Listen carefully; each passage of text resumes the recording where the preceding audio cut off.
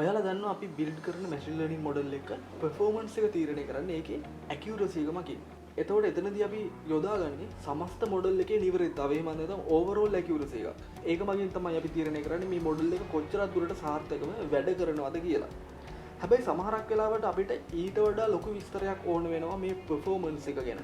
එන්න ඒ වගේ වෙලාවකදී අපිට කන්ෆියුෂන් මැට්‍රික්ස් එක උදව් ගන්න පුළුවන්. අපි මේක පොඩි උදාහරණකින්ම කතා කරමු. එතකොට ඔයාලට මේ විදිහට අපේ මොඩල් එක බලා ගන්න පුළුවන්. ඔයාලා හිතන්න ඕනේ එතකොට මේක ට්‍රේන් කරපු මොඩල් එකක්. ට්‍රේන් කරපු මොඩල් එකක්. දැන් අපි මේ මොඩල් එක ටෙස්ට් කරලා බලන්නයි හදන්නේ. එතකොට මේක ට්‍රේන් කරලා තියෙන්නේ ශිෂ්‍යයින් වැඩ කරන පැය ගාන මේකට දීලා එයාලා පාස් වෙනවද නැද්ද කියලා තීරණය කරන්න පුළුවන් විදියට. එතකොට අපි මේ මොඩල් එක ටෙස්ට් කරද්දී අපිට සිද්ධ වෙනවා මේ විදිහට ටෙස්ට් සෙට් එකක් අරගෙන ඒකේ මේ ශිෂ්‍යයින් පාඩම් කරන පැය ගාන මේකට දෙන්න. එතකොට මෙයා ප්‍රෙඩික්ට් කරනවා මේ විදිහට වැලියු ටික. එයා ෆේල් පාස් ඒ විදිහට ප්‍රෙඩික්ට් කරන්න හැකියාවක් තියෙනවා මෙයාට. හැබැයි ඇත්තම වැලියුස් ටික තියෙනවනේ මේ විදිහට. එතකොට ඔයාලට පේනවා මේ පළවෙනි වැලියු එක ඇත්තම රිසල්ට් එක එයා පාස් වෙලා තියෙනවා. හැබැයි මේක ප්‍රෙඩික්ට් කරලා තියෙන්නේ ෆේල් කියලා. ඊළඟට පැය 11 පාඩම් කරන කෙනා පාස් කියලා මෙතන ඇත්තම රිසල්ට් එක තියෙනවා. ඒ වගේම ප්‍රෙඩික්ට් කරලා තියෙන්නේ පාස් කියලා. එතකොට මේ විදිහට වෙනස්කම් සිද්ධ වෙන්න පුළුවන්. අපි මේ කොලම් දෙක වෙනම ගමු. එතකොට ඔයාලට මේ විදිහට ඒක බලා ගන්න පුළුවන්. ඊට පස්සේ අපි මේකේ ඇකියුරසි එක බලන්නේ. අපි හදපු මේ මොඩල් එක ප්‍රෙඩික්ට් කරපු වැලියු වලින් කීයක් හරිද කියන දේ අනුව තමයි ඇකියුරසි එක ගණනය කරන්නේ. එතකොට ඔයාලට පේනවා මේ විදිහට රෙකෝඩ් 4ක් මෙතනදී වැරදිලා තියෙනවා. ඔක්කොම රෙකෝඩ් 15ක් තියෙනවා. එතකොට 15 වෙන් 11ක් හරි. ඒ කියන්නේ 0.733ක ඇකියුරසි එකක් මෙතන තියෙනවා. ප්‍රතිශතයක් විදිහට ගත්තොත් එහෙම 173ක ඇකියුරසි එකක් මෙතන තියෙනවා. ඉතින් අපි සාමාන්‍ය විදිහට ඇකියුරසි එක ගණනය කරන්නේ ඔන්න ඔය විදිහට. අපි දැන් කතා කරමු කන්ෆියුෂන් මැට්‍රික්ස් එක ගැන. එතකොට ඒක ඔයාලට මේ විදිහට බලා ගන්න පුළුවන්. සරලවම අපි මේ විදිහට මේක හඳුන්වන්නේ ඒකේ ක්ලාසස් වැඩි වෙන ගාන අනුව මේ මැට්‍රික්ස් එකේ තව රෝ කොලම්ස් වැඩි වෙන්න පුළුවන්. එතකොට ඔයාලට පේනවා මෙතන true value කියලා තියෙනවා. ඒ වගේම මෙතන predicted value කියලා තියෙනවා. ඒ වගේම මේ positive කියලා තියෙනවා. මේකෙන් අදහස් කරන්නේ ඇත්තම value එකත් positive. ඒ කියන්නේ එයා පාස් වෙලා. මේ උදාහරණ විදිහට නම් එයා පාස් වෙලා. ඒ වගේම මෙයා මොඩල් එකෙන් predict කරලා තියෙන්නේ පාස් කියලා. එතකොට එහෙම අවස්ථා ගාන තමයි මෙතනට අපි ඇතුළත් කරන්න ඕනේ. ඒක අපි හඳුන්වනවා true positive කියලා. ඒ වගේම තමයි මොඩල් එකෙන් පෙන්නනවා එයා fail කියලා. ඒ වගේම predict කරලා තියෙනවා එයා fail කියලා. එතකොට මේ negative අවස්ථාවට එන්න ඕනේ true value වල සහ predicted value වල. ඒක අපි හඳුන්වනවා true negative කියලා. මෙතන එතකොට true කියලා හඳුන්වන්නේ අවස්ථා දෙකේදී මේ කියන්නේ true value එකයි predicted value එකයි මොඩල් එකෙන් predict කරපු වගේයි සමාන හින්දා. ඒ වගේම ඔයාලට මෙතන පේනවා true value එක negative. ඒ කියන්නේ එයා fail වෙලා හැබැයි predict කරලා තියෙනවා මොඩල් එකෙන් positive කියලා. එන්න ඒ අවස්ථාව අපි හඳුන්වනවා false positive කියලා. positive කියලා මෙතන හැදින්නුවේ predict කරලා තියෙන value එක positive හින්දා.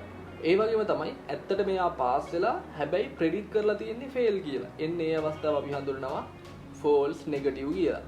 හරි ඊට පස්සේ අපි මේ උදාහරණ විදියට මේ කොටස් හතර පුරවගමු. ඔයාලට එතකොට මේ විදිහට බලා ගන්න පුළුවන් අපි මේක තමයි පුරවන්න හදන්නේ. එතකොට මුලින්ම true positive අවස්ථාව අපි පුරවමු. එතකොට ඔයාලට පේන්න ඕනේ මෙතන actual value එකත් pass කියලා predicted value එකත් pass කියලා තියෙන රෙකෝඩ් 6ක් තියෙන ඔක්කොම. ඒක තමයි අපි මෙතනදී සඳහන් කරන්නේ. ඒ වගේම තමයි actual value එක fail, ඒ වගේම predicted value එකත් fail නම් true negative අවස්ථාව විදිහට මෙතනටත් value 5ක් එනවා මේ විදිහට. මේ විදිහට ඔයාලට බලන්න පුළුවන් මොඩල් එකෙන් හරියට ඒවා predict කරලා තියෙනවා. actual value එකත් fail, predicted value එකත් fail. එහෙම රෙකෝඩ් මෙතන 5ක් තියෙනවා. ඊට පස්සේ actual value එක negative. ඒ කියන්නේ ඇත්තටම fail එයා හැබැයි predict කරලා තියෙන්නේ positive විදිහට. ඒ කියන්නේ pass විදිහට. එන්න ඒ අවස්ථා තුනක් තියෙනවා කියලා මෙතනදී අපිට හොයාගන්න පුළුවන්. මෙයා predict කරලා තියෙන්නේ pass කියලා. හැබැයි ඒ අවස්ථා තුනේදීම actual value එක fail. එයා ඇත්තටම fail වෙලා. ඒ විදිහටම මෙතනත් අපිට fill කරගන්න පුළුවන් actual value එක positive. ඒ කියන්නේ එයා pass වෙලා හැබැයි predict කරලා තියෙන්නේ model එකෙන් fail කියලා. එහෙම අවස්ථා එකයි අපිට මෙතනදී හම්බෙන්නේ. ඒ අවස්ථාව තමයි මෙතනට ගන්නෙ.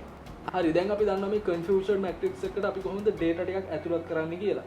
හැබැයි machine learning වලදී අපි ඇත්තටම මේ විදිහට කීයක් මෙහෙම හරියනවද කියලා මෙහෙම confusion matrix එකක් හදාගන්නේ නැහැ.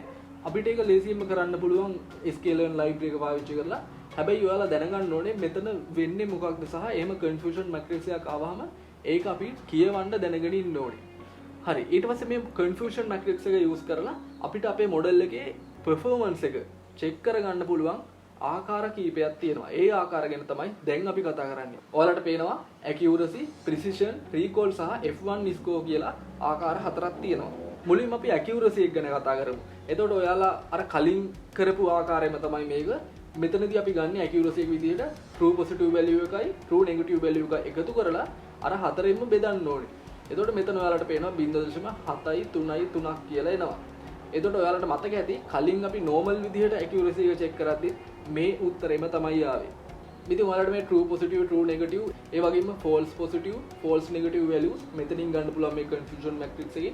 ඊට පස්සේ අපි කතා කරමු precision එක ගැන. මේ precision එකේදී මෙයා දෙන්නේ මෙයා positive class එක predict කරනවානේ. ඒ කියන්නේ pass කියන එක. එහෙම pass කියන එක predict කරන අවස්ථා ගානේ කීයක් හරියනවද කියන එක. එතකොට මෙයා negative අවස්ථාව ගැන ගන්න නැහැ. ඒ කියන්නේ fail කියන අවස්ථාව ගැන ගන්න නැහැ. එතකොට මේක අපිට ලියන්න පුළුවන් මේ විදිහට true positive බෙදීම true positive plus false positive කියලා. ඒ කියන්නේ positive විදිහට මෙයා predict කරන අවස්ථාවලින් ඇත්තටම true උනේ කොච්චර ප්‍රමාණයක්ද කියන එක. එතකොට ඔයාලට පේනවා true positive වලගේ 6යි ඒ වගේම true positive plus false positive වලගේ 6 එකතු කිරීම 3යි. එතකොට අන්තිම උත්තරේ 0.667ක් කියලා එනවා. ඒකත් අපි ප්‍රතිශතයක් විදිහට ගත්තොත් 66.7ක් විදිහට අපිට ගන්න පුළුවන්. එතකොට මේ precision එක මගින් performance එක තීරණය කරන විදිහ. ඊට පස්සේ අපි බලමු recall කියන එක ගැන.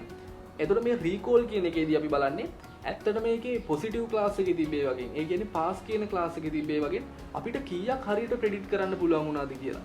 එතකොට ඒකේදී අපි මේ විදිහට ගන්න true positive බෙදීම true positive plus false negative කියන එක.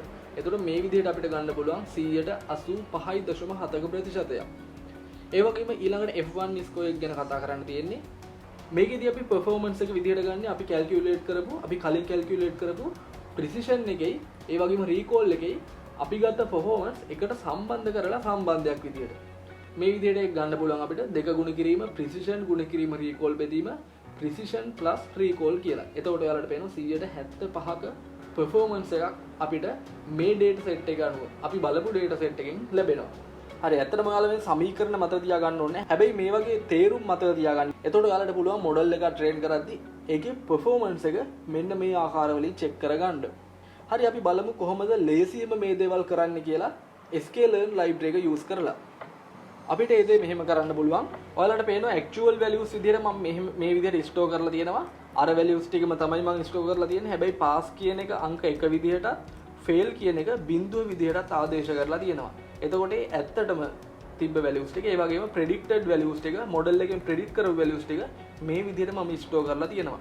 එතකොට අපිට ලේසියෙන්ම පුළුවන් accuracy එක ගණනය කරන්න මේ විදිහට accuracy score කියන class එකට call කරලා ඔයාලට මතක ඇති අපි කලිනුත් මේ විදිහට accuracy එක ගණනය කරා. මම මුලින්ම මේ variable දෙකේ මේ data ටික store කරන්න. ඊට පස්සේ අපිට පුළුවන් දැන් මේ accuracy එක ගණනය කරන්න. මම මේකත් run කරන්නම්.